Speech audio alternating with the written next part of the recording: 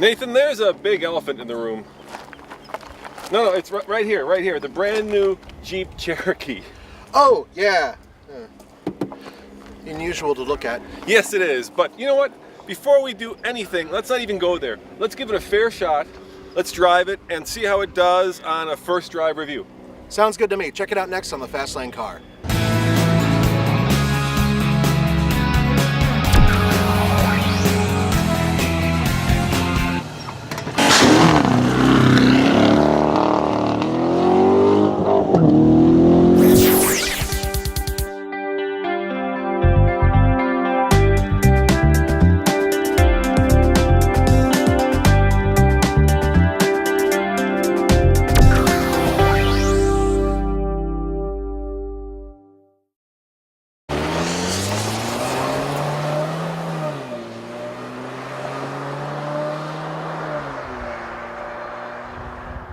This obviously is not aimed at the Jeep loyalist, right? This is aimed at the people who would cross-shop it with a RAV4, a CRV, a Ford Escape. And yet it's got a name that you would point out comes from kind of Jeep's illustrious background. And that's the problem, folks. I think a lot of you, when you heard that this is called the Cherokee, went absolutely ape. And in some cases for good reason, because this isn't the Cherokee. Had they called this the Wild Weasel or the Honey Badger, something along those lines, it'd be okay. Yeah, it'd be all right. You go, oh, okay, it's a new Jeep. All right, that's interesting. You know, replaces the Liberty, no big deal. But man, you call it the Cherokee. Oh, I'm gonna just whoop some ass on that. You don't call it Cherokee. No. So that's where the problem lies. So let's not call it the Cherokee anymore. We're just gonna call it the Honey Badger. I like the Wild Weasel better. Wild Weasel? How does the Wild Weasel drive, Nathan? Weasel. How does it just drive? Call it Weasel. How does it drive? It drives really good, actually.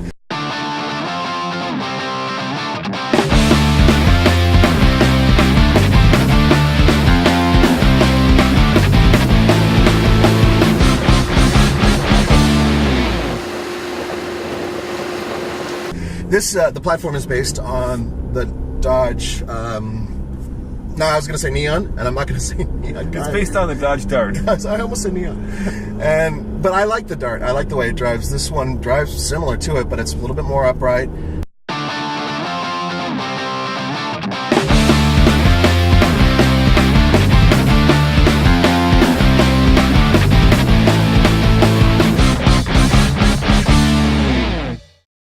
So you'll see, especially the front end is quite a bit different.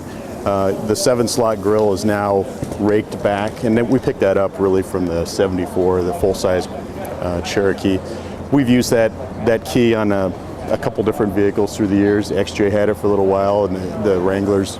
But here it's much more amplified and detailed in these 7 separate boxes with a chrome frame.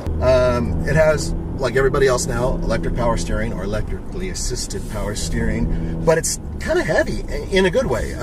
It doesn't impart any real feel, but the simulated feel is not too bad, and I like the heft of it. We're driving the 4-cylinder, so you can actually hear the engine kind of going, oh man, I'm not really that happy right now going uphill, but it's not too bad, and the 9-speed transmission is incredibly smooth.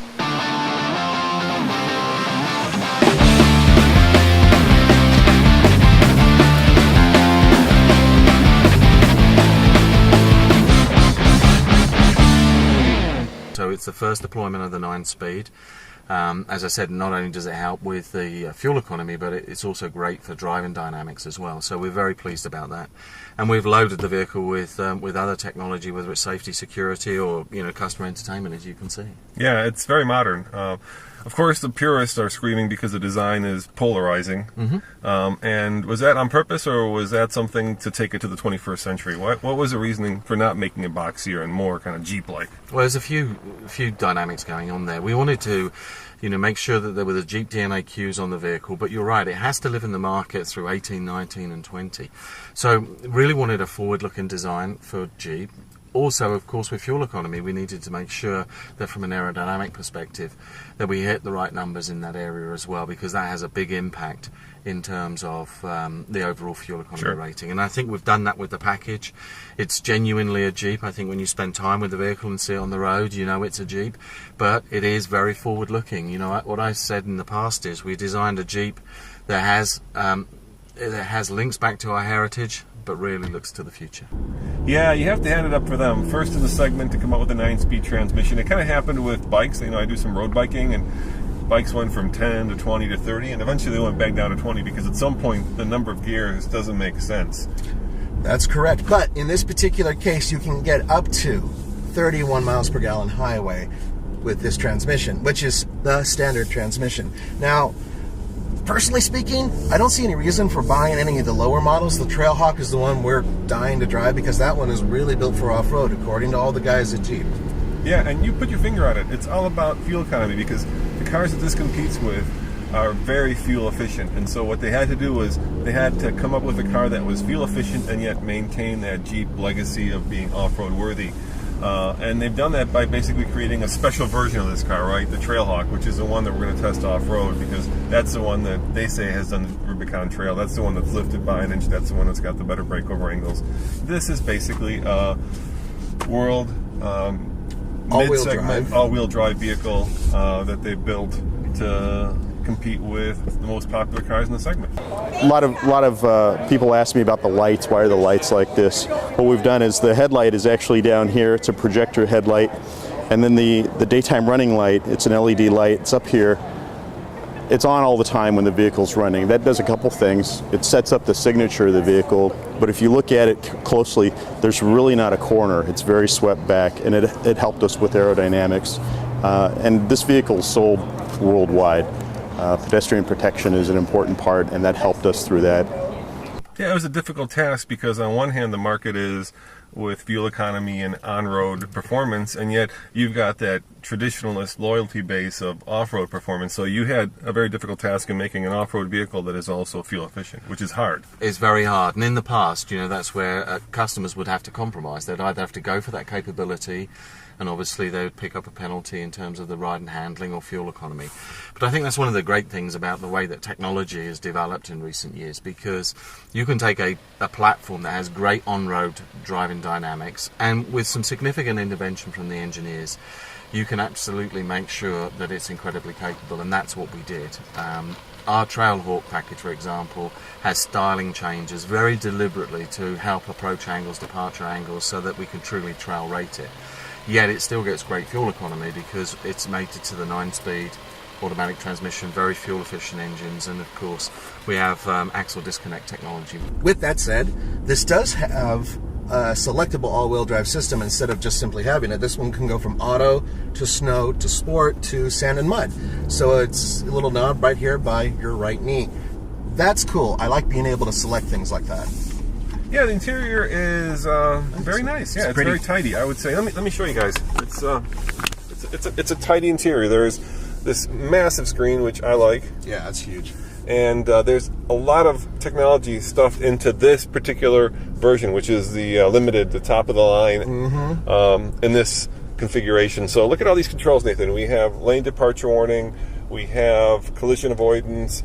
We have kind of a self-parking feature. Look at all those buttons on the steering wheel. There's a lot going on in there. Oh, let me grab that and let me show you one more thing, folks. Look at that IP. Look how big that is right in between, and it's configurable, so you can actually change the information. And then the cool part is, from a design point of view, if you look at those not rotary, if you look at those dials, those things are an homage? In homage. Yeah, they said tip of the hat back to the old Willys Jeep, right? Very simple, very easy. And so they've tried to combine some of the DNA from the first Jeep to keep that Jeep DNA in this. You know, between you and I, folks, DNA only goes so far. The reality is this is a completely different vehicle than any Jeep that has ever been produced. And that's not necessarily a bad thing. This is a modern vehicle that's built specifically for people who want to go off-road only occasionally.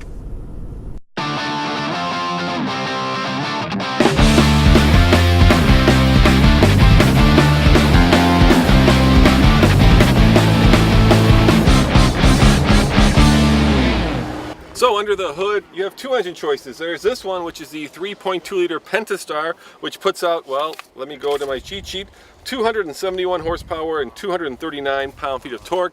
And this, of course, is a V6. There's also a multi-air 4-cylinder that Nathan and I drove. So let's go to the video and we'll tell you about that.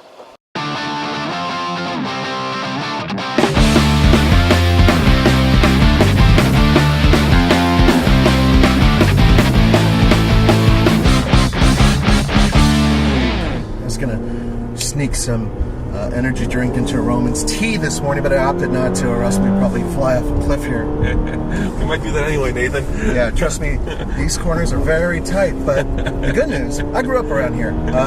This is some of the best driving roads around. Because we drive the speed limit around here. Of course we're doing the speed limit. I'm completely doing the speed limit. Isn't this the road where you see all those motorcycle accidents too? Yeah, they fly off the side of the hill, and they cream, the side of a tree. And the camera bag is sure.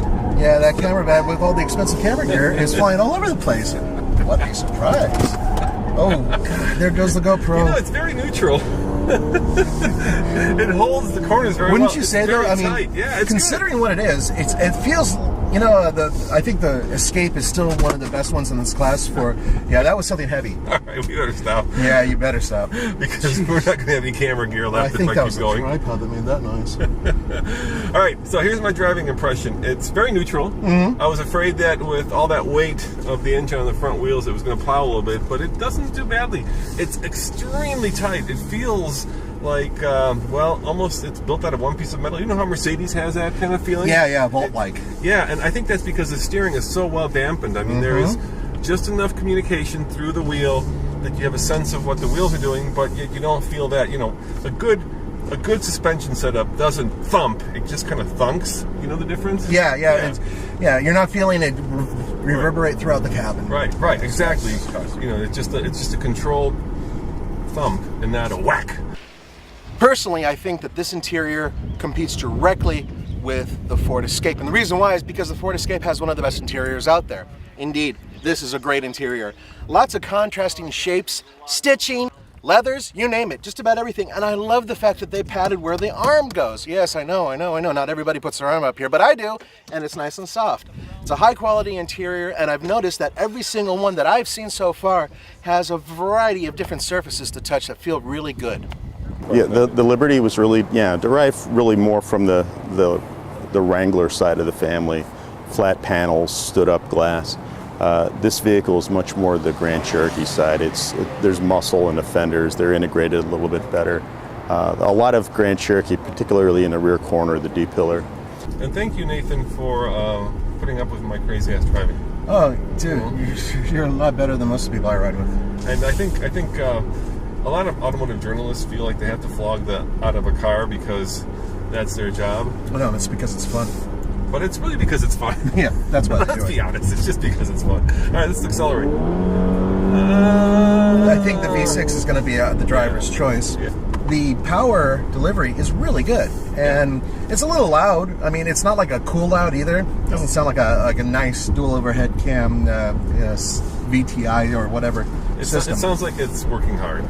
Yeah, not like it's working for the fun and chagrin of it, right? Yeah. If I floor it, it's like, right? And you'd want to have a nice deep throaty roar followed by a zesty acceleration, which I'm noticing the brakes are really good.